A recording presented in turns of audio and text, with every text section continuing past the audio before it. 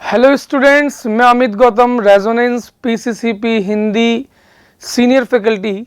और जैसा कि हम लोगों ने अपने लास्ट वीडियो में बात की थी, आचार्य महावीर प्रसाद द्विवेदी जी के द्वारा लिखा गया एक चैप्टर जो कि हमारी क्षितिज भाग 2 की कक्षा 10वीं ए की हमारी पुस्तक में संबंधित है, स्त्री शिक्षा के विरोधी कुतर्कों का खंडन। कि जो मनुष्य, जो मानव, जो समाज हमारे महिलाओं की शिक्षा के प्रति विरोधी भाव रखता है, उनके प्रति विरोधाभास रखता है, ऐसे कुतर्कों का, गलत विचारों का महावीर प्रसाद द्विवेदी जी, जो कि हिंदी साहित्य के प्रकांड विद्वान माने जाते हैं, उन्होंने उसका खंडन किया। अपनी अलग अलग बातें उन्होंने पेश की कि किस प्रकार से महिला शिक्षा की प्राथमिकता प्राचीन समय में भी थी, चाहे वो महर्षि वाल्मीकि जी के समय हो, चाहे ऋषि मुनियों की पत्नियों का समय हो, जहां गुरुकुल के अंदर विद्यार्थियों को अपने वेद, उपनिषद, पुराणों के आधार पर पढ़ाया जाता था। उस समय की स्त्रियां भी शिक्षित होने का प्रमाण महावीर प्रसाद द्विवेदी जी ने अपने कुतर्कों के खंडन के दौरान किया। कुछ उन्होंने अलग अलग दृष्टांत दिए कि इन दृष्टांतों के आधार पर हम कह सकते हैं कि हमारे समाज में लड़कियां शिक्षा पाने का जो अधिकार उनको दिया गया है, वो अधिकार हम उनसे नहीं छीन सकते। और अगर आज वर्तमान समय की बात की जाए तो वर्तमान समय में लड़कियां लड़कों से काफी आगे है, चाहे वो किसी भी प्रकार की परीक्षाओं में हो, किसी भी प्रकार की कॉम्पिटिटिव एग्जाम में हो, वो अपने संघर्षों के परिणाम के आधार पर बहुत आगे निकल चुकी है।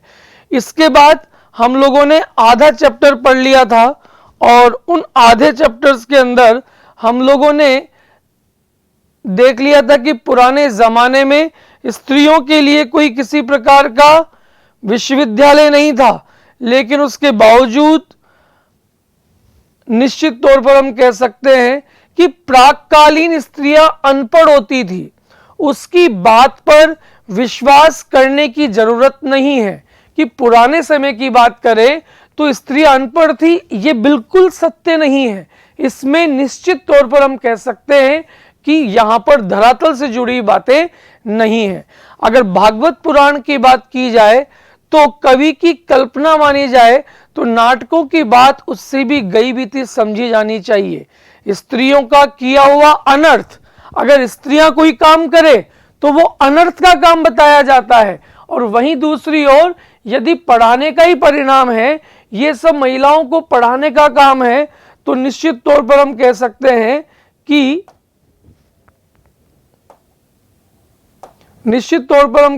हैं कि पुरुषों का किया हुआ अनर्थ भी विद्या और शिक्षा का ही परिणाम समझा जाना चाहिए। बम के गोले फेंकना, नरहत्या यानी किसी भी मानव की हत्या कर देना, डाका डालना, चोरियां करना, घूस लेना, ठगी करना, यदि पढ़ने लिखने का ही परिणाम है तो सारे कॉलेज, स्कूल, विश्वविद्यालय, हमारी पाठशालाएं बंद हो जानी चाहिए। क्योंकि केवल महिलाओं की शिक्षा की बात नहीं है, यहां तो पुरुषों को शिक्षित किया गया, उसके बावजूद भी ये सारे परिणाम हमें झेलने पड़ रहे हैं। ऐसा महावीर प्रसाद द्विवेदी जी अपने पाठ के दौरान बात करने की चेष्टा कर रहे हैं, परंतु विक्षिप्तों, बात व्यथितों, ग्रहग्रस्तों के सिवा ऐसी दलीलें, ऐसे उदाहरण पेश करने वाले बहुत ही कम मिलेंगे। ऐसा नहीं है, ऐसे बोलने वाले तो आपको बहुत कम मिलेंगे। शकुंतला ने दुष्यंत को कटु वाक्य कहकर कौन सी अस्वाभाविकता दिखाई? क्या वह ये कहती कि आर्यपुत्र शाबाश, बड़ा अच्छा काम किया जो मेरे साथ गांधर्व विवाह करके मुकर गए? क्योंकि शकुंतला के साथ दुष्यंत ने भी इसी प्रकार का कर्म किया। क्या इस प्रकार की बात कहकर वो अपनी बात को रखने का प्रयास करती? नहीं। नीति, न्याय, सदाचार और धर्म की आप प्रत्यक्ष मूर्ति हैं, आपने बहुत अच्छा काम किया है, ऐसा कहती। पत्नी पर घोर से घोर अत्याचार करके जो उससे ऐसी आशा रखते हैं वे मनुष्य स्वभाव का किंचित भी ज्ञान नहीं रखते। अगर मां सीता से अधिक साध्वी स्त्री नहीं सुनी गई है।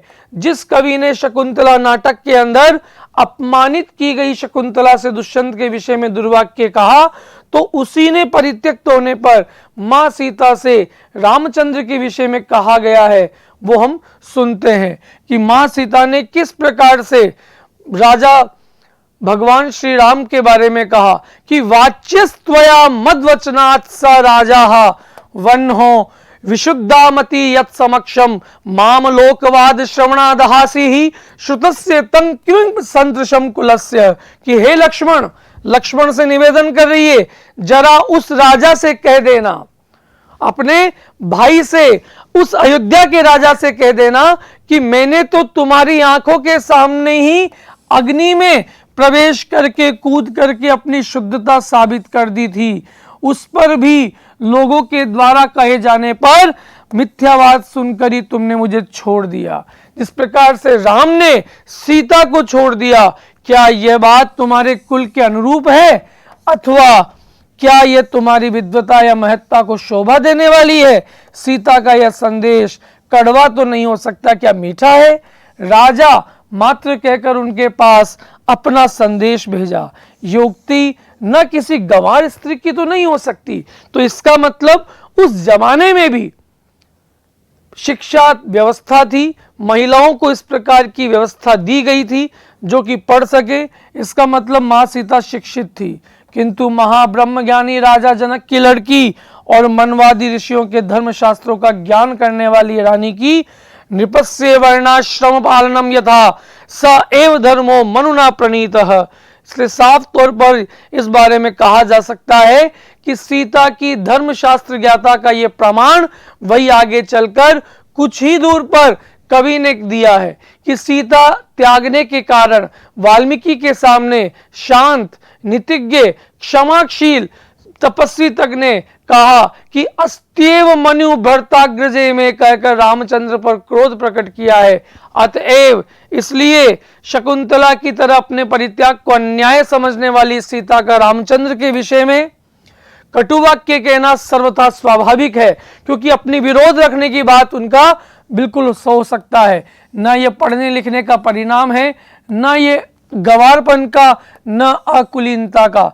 पढ़ने लिखने में स्वयं कोई बात ऐसी नहीं जिससे अनर्थ हो सके।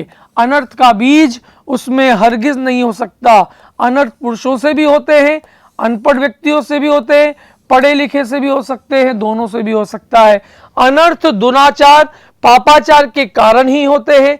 वे व्यक्ति विशेष के चाल चलन देखकर जाने जा सकते हैं। अतएव स्त्रियों को अवश्य पढ़ना चाहिए, उनको इन सब चीजों से दूर नहीं रखना चाहिए। ऐसा द्विवेदी जी अपने दृष्टांतों में बताना चाह रहे हैं। जो लोग ये कहते हैं कि पुराने जमाने में यहाँ स्त्रियां न पढ़ती थी अथवा उन्हें पढ़ने की मुमानियत थी, अर्थात वो संघर्ष करना चाहती थी, वे या तो इतिहास से अभिज्ञता नहीं रखते या जानबूझकर लोगों को धोखा देते हैं। समाज की दृष्टि में, समाज के अनुसार ऐसे लोग दंडनीय हैं जो महिलाओं की शिक्षा के प्रति इस प्रकार के भाव रखते हैं, क्योंकि स्त्रियों को निरक्षर रखने का उपदेश देना समाज का कार्य है, अपराध करना है, समाज की उन्नति में बाधा डालना है।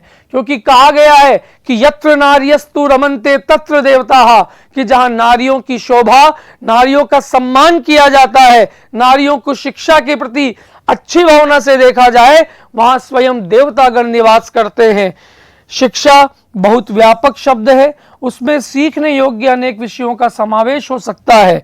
पढ़ना लिखना भी उसी के अंतर्गत है। इस देश की वर्तमान शिक्षा प्रणाली अच्छी नहीं, इस कारण यदि कोई स्त्रियों को पढ़ाना अनर्थकारी समझे तो उस प्रणाली में संशोधन किया जाना अत्यंत आवश्यक है। खुद पढ़ने लिखने को दोष नहीं देना चाहिए, क्योंकि लड़कों के समान लड़कियों को भी उसी प्रकार से ये सारे अधिकार मिलने चाहिए। प्रणाली बुरी होने के कारण क्या किसी ने ये राय दी है, क्या किसी ने ये सलाह दी है कि सारे विद्यालय कॉलेज बंद कर दिए जाएं, आप खुशी से लड़कियों और स्त्रियों की शिक्षा की प्रणाली में संशोधन कीजिए। उन्हें क्या पढ़ना चाहिए, क्या पढ़ाना चाहिए, कितना पढ़ाना चाहिए, किस तरह की शिक्षा हम मानवों को प्रत्येक अधिकार के तहत दें, घर में या स्कूल में, इन सब बातों पर बहस कीजिए। विचार करें कि जी में आए सो कीजिए, पर परमेश्वर के लिए ये बिल्कुल ना कीजिए कि स्वयं पढ़ने लिखने में कोई दोष है। वह अनर्थकर है, वह अभिमान का उत्पादक है, वह गृह सुख का नाश करने वाला है। ऐसा कहना 16 आने मिथ्या है। इसलिए द्विवेदी जी ने इस संपूर्ण पाठ के दौरान तरह तरह की बातें की। उन्होंने कोशिश की है कि किसी भी प्रकार से महिलाओं की शिक्षा को प्राथमिकता देना विरोधी कुतर्कों का खंडन ही है, और कई प्रकार के उदाहरण उन्होंने पेश किए। अब देखते हैं इनके अभ्यास प्रश्नों के बारे में। कुछ पुरातन पंथी लोग स्त्रियों की शिक्षा के विरोधी थे। द्विवेदी जी ने क्या क्या तर्क देकर स्त्री शिक्षा का समर्थन किया है। उन्होंने तरह तरह की बातें की, पुरातन संस्कृति का जिक्र किया, वेद संस्कृति का उन्होंने जिक्र किया, महर्षि अत्रि की पत्नी का जिक्र किया, गार्गी का उन्होंने जिक्र किया, मां सीता का उन्होंने जिक्र किया कि किस प्रकार से उन्होंने अपनी बातों को रखने के लिए समाज के पटल पर आए। मां शकुंतला का उन्होंने जिक्र किया। इसलिए उन तमाम पुरातन पंथी लोगों को उन्होंने बताने का प्रयास किया जो स्त्री शिक्षा के विरोधी थे। यही तर्क देकर स्त्री शिक्षा का उन्होंने समर्थन किया। स्त्रियों को पढ़ाने से अनर्थ होता है, ऐसे कुतर्कवादियों की इस दलील का खंडन द्विवेदी जी ने किस प्रकार किया। उन्होंने कहा कि स्त्रियों को पढ़ाने से अनर्थ नहीं होता। अगर स्त्रियों को पढ़ाने से अनर्थ होता है तो अनर्थ तो पुरुषों से भी किया जा सकता है, अनर्थ पुरुषों के माध्यम से भी होता है, जैसा दुष्यंत के द्वारा शकुंतला के प्रति किया गया, जो गांधर्व विवाह करने के पश्चात वो मुकर गए। तो इस प्रकार का अनर्थ का काम तो कोई भी कर सकता है, केवल स्त्रियों के ऊपर इस प्रकार का दोष देना यह कतई सही नहीं है। इसी प्रकार राम को जब अग्नि परीक्षा में मां सीता ने अग्नि परीक्षा दी और अपनी शुद्धता को साबित किया, उसके पश्चात भी राम कुछ व्यक्तियों के कहने मात्र से सीता का परित्याग कर देना, तो इसका मतलब हम कह सकते हैं कि पुरुषों से भी अनर्थ हो गया। तो केवल स्त्रियों को इस बात के लिए दोषी ठहराना यह बिल्कुल न्याय संगत नहीं है। द्विवेदी जी ने स्त्री शिक्षा विरोधी कुतर्कों का खंडन करने के लिए व्यंग्य का सहारा लिया है, बिल्कुल, क्योंकि द्विवेदी जी की भाषा शैली के अंदर व्यंग्यात्मकता का समावेश है और अपने व्यंग्य के माध्यम से उन्होंने कई तरह के इस प्रकार की बात समझने का प्रयास किया है, कई अंशों में इस बात को बताने का प्रयास किया है। पुराने समय में महिलाओं के द्वारा प्राकृत भाषा में बोलना क्या उनके अनपढ़ होने का सबूत है? बिल्कुल नहीं, क्योंकि सरल भाषा में अपनी बात को रखने का अधिकार हर व्यक्ति के पास होता है। महर्षि वाल्मीकि जी ने संस्कृत के अंदर रामायण लिखी थी, लेकिन हमें लगा कि शायद उस संस्कृत भाषा के अंदर हम नहीं बोल पा रहे, इसलिए प्राकृत भाषा और अवधी भाषा का प्रयोग किया गया। तो केवल ये अनपढ़ होने का परिणाम नहीं हो सकता। परंपरा के उन्हीं पक्षों को स्वीकार किया जाना चाहिए जो स्त्री पुरुष समानता को बढ़ाते हैं। तर्क सहित उत्तर दीजिए, बिल्कुल सही है। कोई भी परंपरा यदि असमानता प्रकट करती है तो ऐसी परंपरा में संशोधन किया जाना चाहिए, उसमें परिष्कार किया जाना चाहिए, उसमें अमेंडमेंट किए जाने चाहिए। समाज के प्रबुद्ध जनों को बैठ करके ऐसी परंपराओं में जितना संशोधन किया जाए, उन पक्षों को स्वीकार करें जो पक्ष हटाने योग्य हैं, उनको हटाया जाना चाहिए, क्योंकि महिलाएं और पुरुष दोनों ही सामाजिक और आर्थिक समानता के साथ रहने चाहिए। क्योंकि जब दोनों शिक्षित होंगे, निश्चित तौर पर हमारा समाज उन्नति करेगा, प्रगति के राह पर बढ़ेगा, और जब समाज प्रगति करेगा तो ऐसे किसी भी राष्ट्र को उन्नति करते हुए हम नहीं रोक सकते। इसलिए अगर भारत और हमारे हिंदुस्तान की तरक्की करनी है तो हमें स्त्री और पुरुष दोनों को समानता समझते हुए उनके सभी पक्षों को स्वीकार करना चाहिए। तब की शिक्षा प्रणाली और अब की शिक्षा प्रणाली में क्या अंतर है? अगर प्राचीन शिक्षा प्रणाली की बात की जाए तो पहले गुरुकुल के अंदर शिक्षा दी जाती थी। गुरुकुल में विद्यार्थियों को रहने की इजाजत थी, लेकिन कुछ विद्यार्थी वहां नहीं रह पाते थे। लेकिन आज वर्तमान समय में उन्हीं गुरुकुलों की अपेक्षा विश्वविद्यालयों की, महाविद्यालयों की, पाठशालाओं की आवश्यकता होने लगी। और ये अंतर आज वर्तमान समय में है कि हम अलग अलग शिक्षा के माध्यम से, चाहे वो वयस्क शिक्षा के माध्यम से हो, प्रौढ़ शिक्षा के माध्यम से हो, या माध्यमिक, उच्च माध्यमिक, वरिष्ठ अध्यापकों के माध्यम से हो, इस प्रकार की शिक्षा हम दे पा रहे हैं। तो इस प्रकार से अभी हमने कुछ प्रश्न देखे जहां पर द्विवेदी जी के उस पाठ से संबंधित थे। तो इस पाठ के अंदर महावीर प्रसाद द्विवेदी जी, जो हिंदी साहित्य के बहुत ही बेहतरीन कवि और लेखक समझे जाते हैं, उन्होंने इस पाठ के अंदर अपनी सभी दलीलों को पेश किया कि उन दलीलों के माध्यम से किस प्रकार हम कह सकते हैं कि स्त्री शिक्षा के जो विरोधी लोग हैं, ऐसे अगर वो कुतर्क रखते हैं, ऐसे गलत विचार रखते हैं, उनका खंडन किया जाना चाहिए। और अगर खंडन नहीं करेंगे तो समाज कभी भी तरक्की नहीं कर सकता। ऐसी दलीलें उन्होंने पेश की। तो इस चैप्टर में हमने प्रश्नोत्तर देखे और इस पाठ में किस प्रकार से समझाने का प्रयास किया वो हमने यहाँ पर देखा है। धन्यवाद।